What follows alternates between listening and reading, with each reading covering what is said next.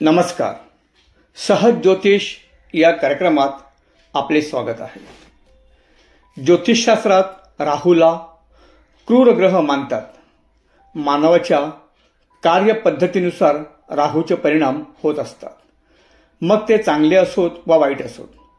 लग्न कुंडलीत राहूची स्थिती चांगली असेल तर कसली कमतरता भासत नाही.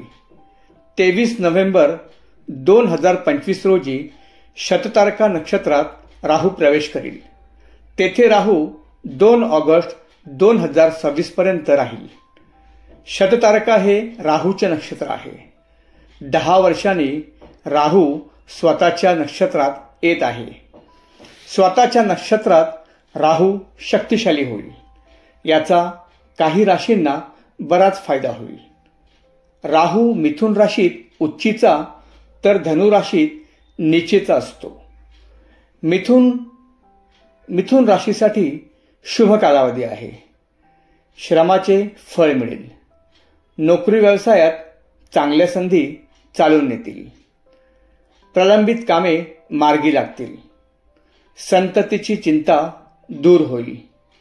वरिष्ठांशी संबंध सुधारतील. कर्क याचा कर्क राशीलाही चांगलाच फायदा होईल. नोकर वर्गाला चांगल्या प्रकल्पावर काम करण्याची संधी मिळेल. व्यवसायात दीर्घकाळासाठी उत्तम फायदा मिळेल. तूळ आपण ज्या क्षेत्रात असाल त्या क्षेत्रात चांगला फायदा होईल. नोकर वर्गाच्या बऱ्याच अडचणी कमी होतील.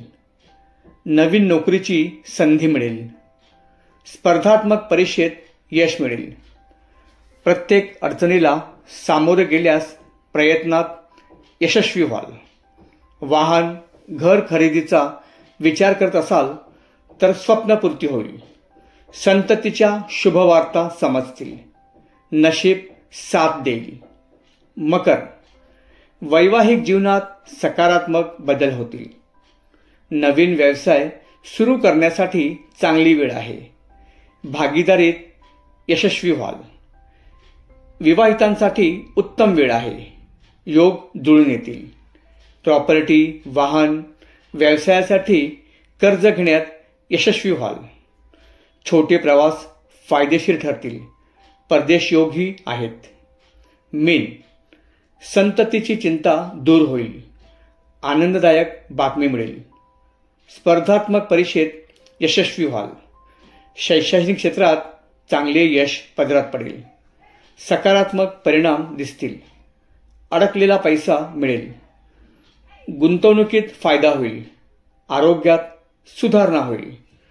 नोकरी व्यवसायात सकारात्मक बदल होतील.